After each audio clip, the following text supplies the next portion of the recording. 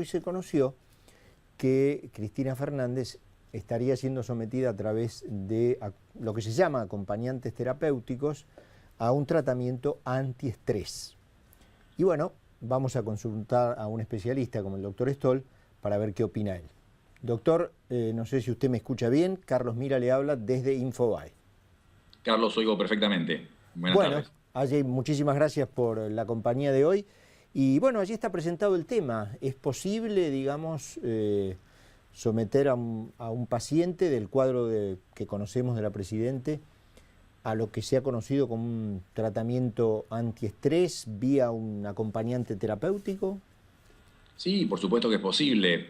No tenemos información oficial, como recién decía Carlos.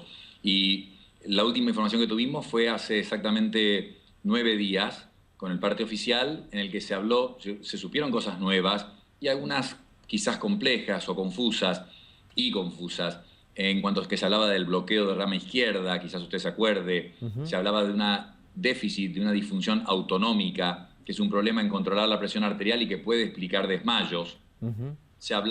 Explicaron que habían hecho un cateterismo cardíaco antes de la cirugía para evacuar el hematoma subdural. También eso es una cosa nueva y muy significativa, porque no es usual que se someta a alguien a un cateterismo que tiene un cierto riesgo, un cierto índice de riesgo, antes de una cirugía de ese tipo. Entonces, esa parte llamaba la atención. Después hay que pensar que en 4 días desde hoy se cumple 1 mes de la cirugía. Y en el posoperatorio convencional de un paciente de un hematoma subdural crónico, ese es el tiempo en que uno le diría que puede volver a trabajar. Y hablo trabajos de oficina, aunque tengan demanda intelectual importante o un cierto estrés, uno empieza un retorno progresivo al trabajo usual a partir de la 4ª semana de nuevo. Si por supuesto con las tomografías no se ha visto que se reacumule el hematoma y si la evolución es buena. Esto que usted comenta ahora es un nuevo tema. Eso es lo que hay que entender. Se abre otro capítulo, porque realmente no tiene relación, sin duda, con la cirugía de un hematoma subdural crónico. Y tampoco le puedo ver relación con estos hallazgos de arritmias cardíacas que se hicieron o con el tema de la disfunción autonómica, por lo que realmente interpretarlo es imposible. Ahora, ¿alguien puede tratarse el estrés? Por supuesto, con acompañantes terapéuticos, y ahí hay que definir qué es estrés, ya que por lo que es estresante para una persona, es placentero para otras. O sea que es un tema de difícil manejo.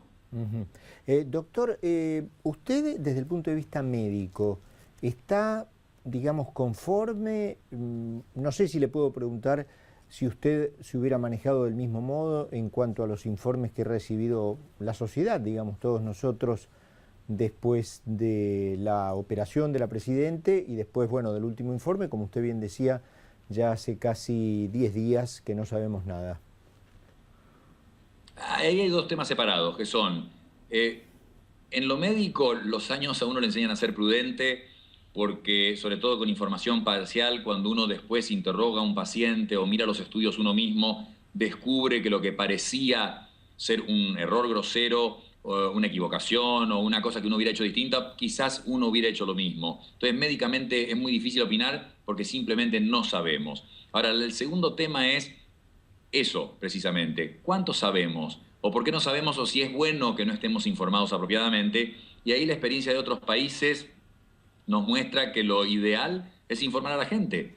La imagen de alguien público como un presidente, yo creo que se fortalece con la información adecuada. En Estados Unidos hubo situaciones contrastantes. Con el presidente Wilson, hace muchísimos años, tuvo una hemiplegia y siguió presidiendo el país con la hemiplegia sin que nadie se enterara. Estamos hablando de principios del siglo XX, por supuesto, claro. Y no había comunicación. Pero después fueron aprendiendo y evidentemente se dieron cuenta que es mucho mejor informar.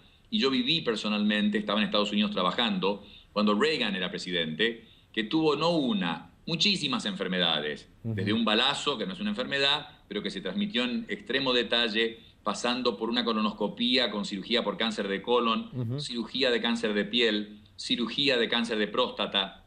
Y todo eso se informó al máximo detalle. ¿Y qué pasó?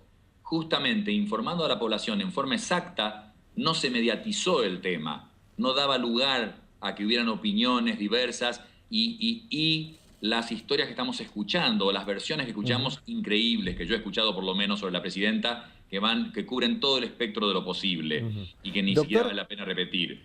Pero entonces parece que informar justamente disminuye el lugar para la especulación. Y aquí no se ha informado. O sea que en la segunda parte, como médico, no puedo criticar porque no sé realmente qué ha pasado.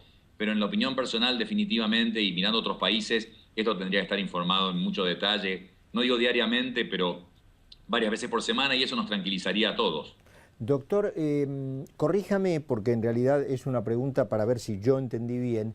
Usted dijo que si lo que sabemos, digamos, la operación a la que fue sometida inicialmente la presidenta, es decir, por aquel hematoma en el cráneo, o debajo del cráneo, estaría, si eso fuera la cuestión, debería estar en funciones, bueno, la semana que viene, cuando ya tenga un poquito más de 30 días de operada. ¿Es así esto?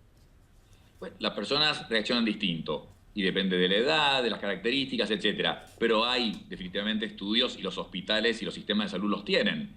Nosotros sabemos que la mayor parte de las personas que son operadas, por ejemplo, de un bypass coronario, en 4 días pueden estar de vuelta en su casa y estamos hablando de una cirugía mayor. Por supuesto que hay extremos estadísticos, ¿no? Los llamados outliers. Y habrá gente que, nadie se va a ir en un día a la casa, pero habrá gente que por alguna complicación o sin complicaciones pueda tener que estar 7 días en un internado. Pero hay un promedio. Y para el hematoma subdural crónico, sin complicaciones, ese promedio es aproximadamente de 4 semanas, son 5 días de inactividad e incluso 48 horas de estar horizontal, 2 semanas de no moverse, ni siquiera andar en auto, por supuesto. En la tercera semana, actividad progresiva. Durante la cuarta, más todavía. Y a partir, cumplida la cuarta, el retorno al trabajo, que es lo que yo decía antes. El tema nuevo del estrés que ustedes mencionaban, puede ser que todo esto que, sin duda, estar dirigiendo un país, al mismo tiempo saber que uno no puede hacerlo del todo porque está enfermo o ha tenido una complicación, un problema como este hematoma, puede producir un estrés o un problema emocional tal que requiere un tratamiento ahora específico, pero lo que hay que entender es que es una cosa totalmente distinta y separada de todo lo otro, quizás a consecuencia de lo otro, pero estamos hablando de otro tema ahora si se habla de acompañante o de estrés y ansiedad. Doctor, le voy a hacer una última pregunta, a lo mejor un poquito antipática, pero bueno. El problema, digamos, original que conocimos de la Presidente era una cuestión, groseramente dicho, en la cabeza. Y terminó siendo intervenida en la Fundación Favaloro, que incluso es, y con todo el respeto que merece y con todo el elogio que merece, no solo nacional, sino mundialmente conocida por su especialización en cuestiones cardíacas, del corazón, no en vano quien la fundó. ¿Eso le hizo un poquito de ruido? ¿Cree que eso estuvo bien? Creo que debió haber sido atendida en otro lugar, como la Argentina tiene de muy buena calidad. Me viene, por ejemplo, el Fleni a la mente. Sí, esto es opinable, por supuesto que eso es opinable y seamos consistentes. He hablado con ustedes un par de veces y en otros lugares. El comienzo, por lo que hablábamos antes de la no información, ya fue confuso. Supuestamente entrar a una fundación cardiológica por una arritmia me parece lo más razonable del mundo, y especialmente la Fundación Favaloro, sin duda. Pero que terminemos sabiendo ese mismo día que durante la evaluación para la arritmia, por una cefalea, se hace una imagen del cerebro y aparece un hematoma subdural crónico, creo que a cualquier médico le llamaría la atención esta relación de eventos, porque no hay tal relación. Suena como algo muy llamativo. Después sigue en que al paciente se le indica ir a su casa, o residencia, en este caso presidencial, por un mes a descansar. Pero a las 24 horas de eso sabemos que tiene que ser operada la persona. Y después, 2 semanas después, en este parte de hace 9 días, nos enteramos que para esa operación se le hizo un cateterismo cardíaco a alguien que no tiene historia de enfermedad coronaria. Se le encontró un bloqueo de rama izquierda, algo muy común, un problema de arritmia, pero sin historia de enfermedad coronaria se le hizo un cateterismo cardíaco.